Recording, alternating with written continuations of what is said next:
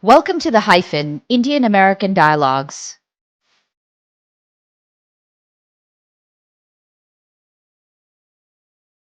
I'm your host, Sibil Kalantri. In today's episode, we will talk about one of the most consequential developments in India-US foreign relations in recent times, the U.S. India trade deal.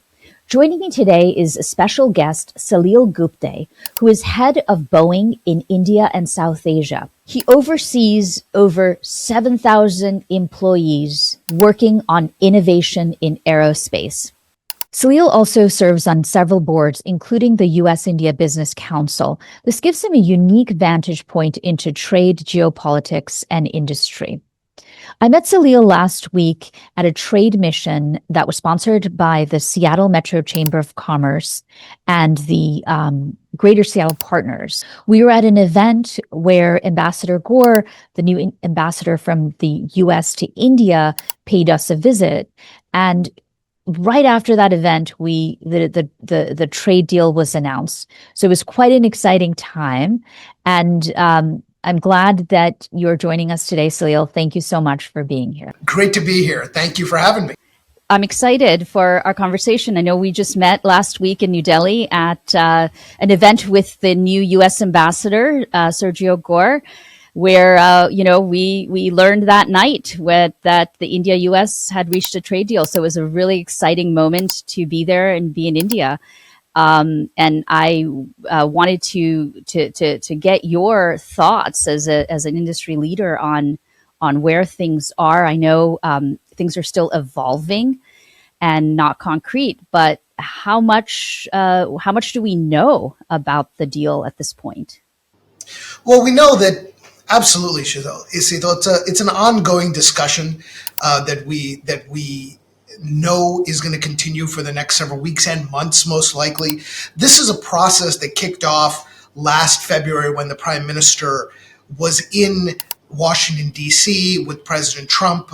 They said they were going to work towards a bilateral trade agreement. Obviously, there were lots of things that happened in the interim, but here we are. And I think it was really important for the two governments to provide a concrete update, is the way I would put it, on where we are. And what that really means is talking through a broad framework of where it looks like we're coming to agreement. That's really what the joint statement was last Friday, where they talked about reduction in reciprocal tariff from the U.S. side down to 18%, where they talked about working on what was going to happen or how they were looking at some of the Section 232 tariffs, where they looked at an upcoming negotiation on several non-tariff barriers. I think one of the ones that got the most attention was the digital trade activity, but there's a number of other ones that industry has talked about with the Indian government and vice versa coming back the other way. And then there were some the wording has changed a little bit between the joint statement, the fact sheet, and the revised fact sheet. I think the word committed was used in one of the fact sheets, and I think it's been changed to intends. Ultimately, the goal of the United States is that the U.S. becomes a bigger part of India's import base, and I'm sure that'll continue to be part of the ongoing negotiation. So there's a lot going on there, but at a high level, those are some of the things that they discussed in the joint statement and then tried to discuss further in the fact sheet. So it seems that a lot of this is still a framework to agree rather than a signed and sealed deal. In your experience, is this normal for this announcement to occur before things are completely finalized? Well, I think we're across all of these deals with all of the countries that are talking to the United States right now. For all of this to be happening in parallel is something that's new for all of us to some extent. So it's hard to define what's normal and what's not. But I think there's very sound reasons to list why they would put out a statement now without necessarily having everything finalized and signed and ready to deliver. The biggest one is removing some uncertainty. Markets hate uncertainty. And so if you look at the financial markets in the US and India, they've been fairly volatile when it at least comes to trade or trade announcements. And removing some of that volatility is helpful because it's generally good for investors. And naturally, both of these governments tend to pay some attention to what happens in those markets. And so naturally, you'd expect them to do something that is supportive of investment and capital. That's one. Two is business investment decisions. You have many companies, both US companies like ours, making decisions here in India, and Indian companies looking to make decisions regarding the United States. These decisions are multi-year, sometimes multi-decade decisions. The longer you have no sense of where the trade negotiation is going, the harder it becomes to make those types of decisions, whether it's putting a new factory in one place or the other, whether it's deciding whether you're going to hire a ton of marketing people for an Indian company, say in the US, to really make the US one of your big export markets, whatever it is. And you don't want those decisions to be on hold. You want companies to be making those decisions as they go. Some guidance on where this agreement is heading is really, really helpful as we think about making those decisions in a timely manner.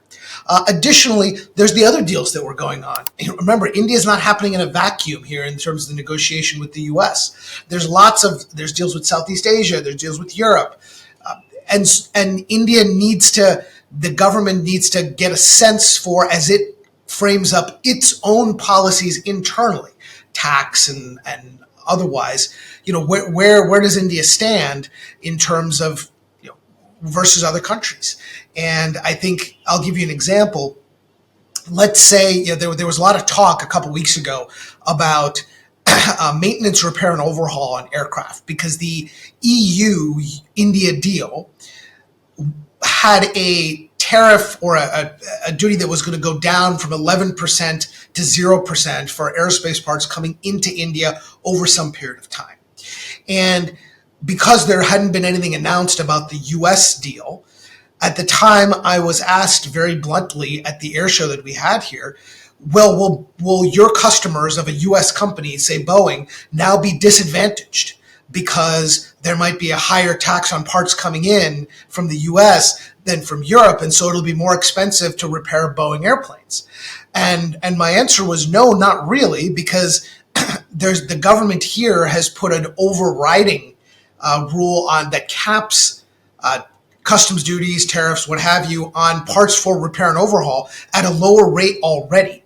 And so the government's already taken action to make sure that there's a level playing field when it comes to airplane maintenance. That's totally separate from these negotiations. But for the government to continue to make those types of calls, they have to know what the rules of engagement are around the varying trade negotiations. So there's all these different interlinkages between the varying conversations.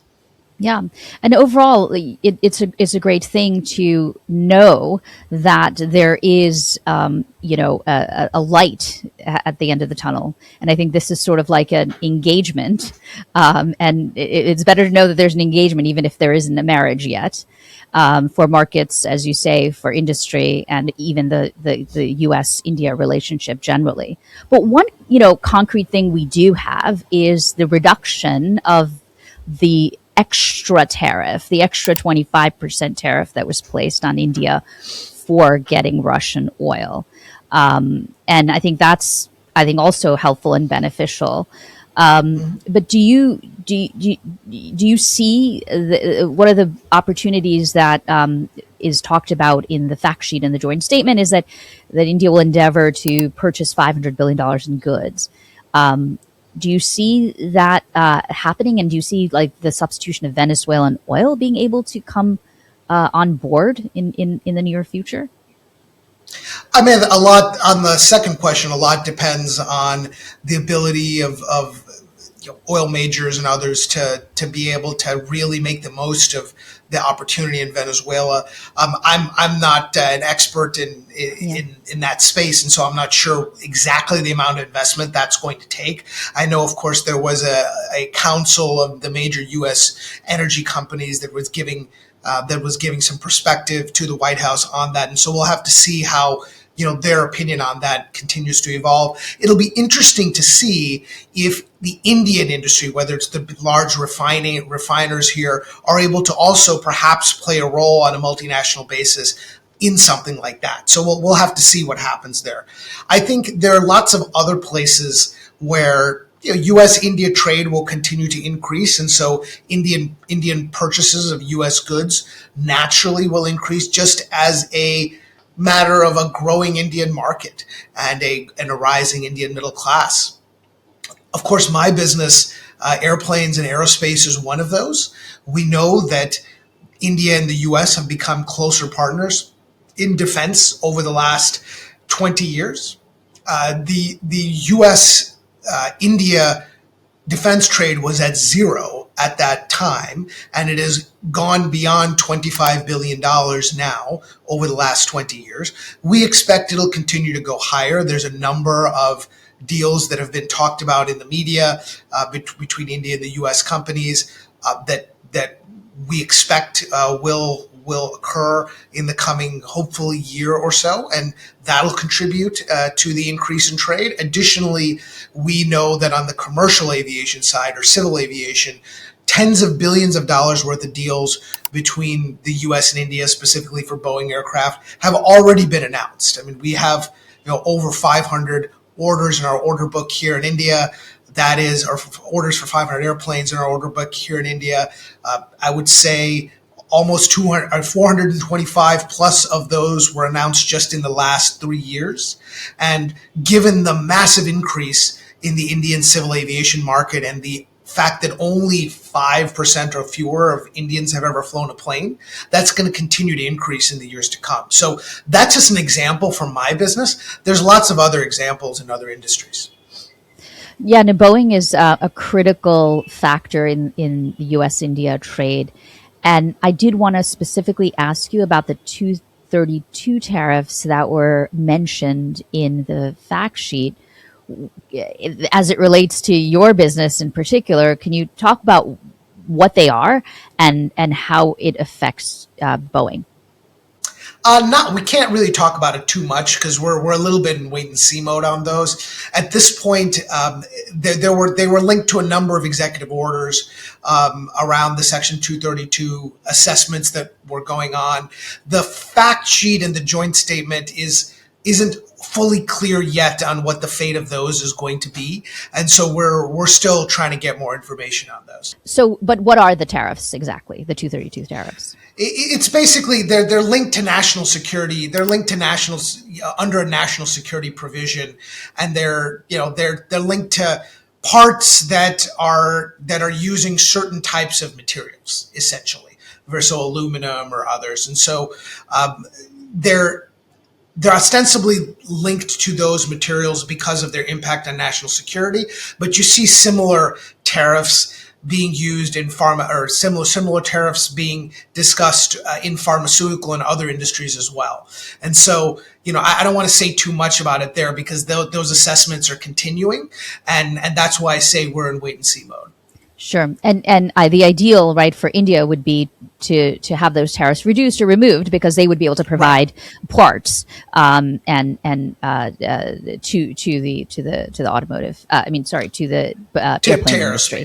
Yeah. I mean, I'll put it this way: whether you're talking about the Section 232 items or whether you're talking about broad-based other items, the aerospace industry has always said that a zero for zero tariff environment is what is ideal for this business. And now that sounds a little bit self-serving because every industry is going to say that they should be in a free trade environment. But aerospace is a little bit special because it has a impact on two areas of collaboration between nations. One is national security, which is incredibly important priority for all of us. And India and the U.S. are important partners here in the Indo-Pacific region, and therefore having a tariff-free environment there in terms of industrial collaboration is really, really important. The other is infrastructure. The airplanes that Boeing makes and that India supports the manufacturing of through its supply chain here, and the billions of dollars that Indian parts across OEMs, not just Boeing, that flow from India to around the world.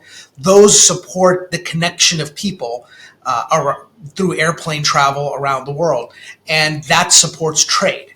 And there's no other industry that can really say that. I mean, I don't want to pick on anyone, but even if you're talking about huge industries like automotive or rail or what have you, they don't connect people as much intercontinentally as aviation and aerospace do. And so I think that puts our business in a bit of a special place. Great, thank you for that elaboration. So there, as I was in India when this deal was announced, reading the papers every day, you felt this was a really important moment. Whereas, sort of reading the online American papers, it was sort of mentioned, but, as a below the fold story. So in India, there was a lot of hot button politics around it, right? Particularly how is agriculture going to be placed? Because it's a very much of a domestic issue. The agriculture industry, the farmers are worried about the international or the U.S. exports harming their business. And of course, in the U.S. we have a big agriculture industry as well that needs markets. So that seemed to be a hot button issue. And are there other hot button issues that you observe as you sit in your vantage point in India? Yeah, I mean, I think it's important to take a step back. First, to your point about how this was being followed in the U.S. versus India, there's certain topics in India that get a tremendous amount of attention, and naturally, trade is one of them. National security is another one. India has significant security threats on its borders, and so it's always paying attention to issues of national security. In the U.S., when the U.S. is, of course, involved in engagements in the Middle East or wherever over the last 2 decades, naturally people pay attention, but at other times people pay less attention. It's similar on trade. The U.S. has a lot of these trade negotiations going on, so the attention given to any one of them perhaps will be a little bit less. In India, this is a huge deal for the economy, as you would expect, and India is negotiating deals, as was announced a few weeks ago, with the EU and others, but the U.S. one is one of the largest ones, and so you'd expect it to get a lot of play in the press. You'd also expect it to be, as you called it out, as a hot button political issue, and that's the second piece of this. India has always been a country since independence that prioritizes its sense of sovereignty, and is very proud of that. India famously was part of what it called the non-aligned movement for decades during the Cold War, and Minister Jaishankar has, of course, published books, the foreign minister, about the India way, about how India takes things forward in this world in which we live today, as we move to, I guess, the second third coming up here of the 21st century. In all of that, certain representations of sovereignty are always going to be very important, and they're going to come into play, therefore, into domestic politics. So some of this is the economic interests of individual constituencies, but some of this is about that sense of sovereignty. When you talk about agriculture, of course, half of the Indian economy remains agricultural based. The farmers are a huge constituency for anyone who's looking in any state election or national election. And by the way, that's similar to the way it is in the U.S., where in so much of the heartland of America, agricultural communities are a huge voice in everything that happens in American politics. So this should be no surprise, or should be very familiar to Americans, that this would be a big topic in India in terms of what the agricultural piece of trade looks like, whether it's on things like pulses or dairy, or some of these things that have been part of the loud voice of the ag community in India. That's number one. The other piece that you'll see is companies and industries that are very important to the economy, even if they don't have as huge a piece of the employment. non-tariff barrier conversation around digital technologies, I guess, is one way to put it. I think in India they called it the quote unquote Google tax, where there was, of course, taxes on advertising. I think a couple of years ago those taxes went away, and everyone is kind of wondering about, as a result of this negotiation, what happens with India's ability to make decisions on taxing that going forward. It's to be determined. But I think even though that's not a largest constituency as the farmers, it's a big part of the economy of both countries, and you imagine it'll be a hot button issue. Right, particularly for the U.S., where these businesses are based, the digital Yep. services, right? I can imagine the lobbying that's going on behind the scenes. So, what are you looking out for when you think, okay, I these are like the top 3 issues that I would love to get clarity on? Yeah, well, number one, I think, as you mentioned, the Section 232 assessments and activities still going on, still be discussed. We, in the aerospace and aviation business, our number one priority is zero for zero.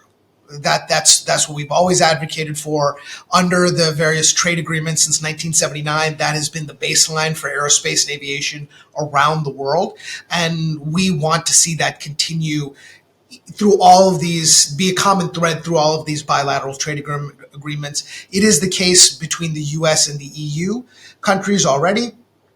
We would naturally want that for the U.S. and India because we want a level playing field. We don't want a situation where, in one country we're doing something with our supply chain and it's subject to these types of tariffs, and in another country it's subject to something completely different, because then that starts to distort what the global supply chains of aerospace and aviation look like. And that has implications for a lot of things, national security being one of them. So given that, you want zero for zero on aviation and aerospace. And the soonest time that we can have clarity around that, I think the better, which will be good. I think after that, you're looking at, I think, some of the clarity around, at least for us, around non-tariff barriers. And there's a lot of those in aviation, aerospace, in the defense trades, not so much on the commercial and civil aviation side, but on the defense side, you do see some of that where certain elements of Indian procurement are limited to Indian firms. And we've talked very candidly with the government about this, and the example of other countries like Australia, where, say, Boeing Australia is treated basically like an Australian company. It's, of course, registered there, pays taxes there, employs thousands of Australians, and therefore was able to develop aircraft platforms in Australia for the Royal Australian Air Force. We believe that is an example of what we can do here in India. India wants to partner more with the U.S. in defense. India wants to partner on development of platforms here, and the U.S. companies can help with that. But in order to do that fully, it's helpful to be treated like an Indian company would be. And Boeing India, which again employs thousands of people, pays taxes, is registered here, which I chair, it would be incredibly useful for us to be treated similarly the way we are in Australia, and that would make that collaboration much more fluid. And I think that's a very specific example of, I think, something that could be considered a non-tariff barrier, because if you don't have that freedom, it becomes harder to execute that type of mission. There are much broader examples in other industries, the digital trade requirements, where data centers are hosted, where the data is for some of our credit card companies, where all of that is hosted, social media regulations. There's tons of stuff that as the past chairman of AmCham, I know is under discussion, but lies a little bit outside my area of expertise. I know that all of our member companies in AmCham are looking forward to getting the most clarity they possibly can on that. So I think that would be the second, is the non-tariff barriers. I think a distant third is clarity around the large numbers that are being thrown around in terms of purchases by India. There's so much talk in the press about that, and politics around that. Is this a commitment? Is this an intention? People are wrangling about the $500 billion number that was put out there. I said, my position is that's a distant third for me, because that number is going to grow as the U.S. India relationship grows. The U.S. India relationship has been on such an amazing trajectory over the last really 25, 30 years. As long as that trajectory remains positive, I know that number is going to get to where it should be. And so I'm a little bit less worried about, what number everyone's fixated on today, because it's just going to be moving up and to the right. Yeah. You talked about Indian politics, right? Well, one thing that I observed, right, when I was there was the opposition clearly wants to paint this as too much of a concession on the part of the prime minister. And whether it's true or not is a different question, and whether what the facts are actually is also up to debate. But in our politics here in the U.S., that's really not a factor. We don't hear the Democrats saying, "Oh, wow, Trump gave up too much to India." It's almost like they don't that we don't care, or it doesn't even matter. We don't for us. It's really maybe matters for the administration, not really the people or the Democrats. It matters for President Trump whether he feels, he's getting the best bargain or the best deal, which is an interesting counterpoint that I wanted to observe. Yeah, I mean, look, there's a couple things going on there. First, it is the role of any healthy opposition in any country to give their countervailing perspective around anything that's going on, especially a trade deal. I think you expect that from any opposition, and the Indian opposition is doing that. And if they want to raise up certain questions to have a healthy debate, that's perfectly fine. I'm not going to, take sides between one way or the other, but that debate is good for any robust and vibrant democracy. And if anything else, India has shown the vibrancy of its democracy over the past 5 years, decade, in both the center elections, the elections for the center and parliament, and of course the many state elections. So I expect nothing less than that debate in India when you have something of such a prominent topic come up. So I'll put it that way. I think in terms of why it's top of mind here and maybe not as discussed in the U.S. amongst the opposition there is, one, there's lots of other topics that the opposition perhaps in the U.S. is focused on at the moment, around, well, I think everyone can see the headlines are in the U.S. and they know what those topics are around, immigration and, other factors, cultural factors, debates, in many other areas beyond trade. I think that's one. I think the other thing is simply where this trade agreement sits in the long cycle of development for the countries. So the exact percentage that the US and India agree on for the US economy at its current state of development affects a certain number of industries and constituents that are employed or affected by those industries. And for example, agriculture, where in the U.S. you have a ton of farmers in the heartland, but then you also have the reality that much agriculture in the U.S. is industrialized, and there are some very large ag companies in the U.S. that have a lot at stake, and of course they'll have loud voices, but the individual farmers are fewer in number as a percentage of ag in the U.S. In India, the individual farmers are a huge, huge part of the constituency. And so given that importance, you would expect these terms to be a topic of greater debate. And because they're a topic of greater debate, they're seized upon in politics more than they would be in the U.S. So there's a few factors there that are very different as well. Yeah, that's a great point. Explanation of the differences. Anything else that you wanted to cover that I didn't, maybe? I think for us, the U.S. India relationship is this long arc of relationship building over a 25, 30-year period. And if you go back and you think to President George W. Bush, and you think about President Obama's policies, and you think about President Trump policy in his first term, and President Biden, and now President Trump, and you go back and you think about Prime Minister Manmohan Singh and Prime Minister Modi. These are personalities that are so different from one another. These are personalities that have policies and politics that are so different from one another. And yet, the trajectory of the U.S. India relationship has generally been extremely positive, has been growing closer together, and has really leveraged its people to people ties to become stronger in every single area over a 2.5 decade span. I think many people will tell you that the past year has been disruptive to that. Certainly, some of the biggest disruption we've seen over that quarter century.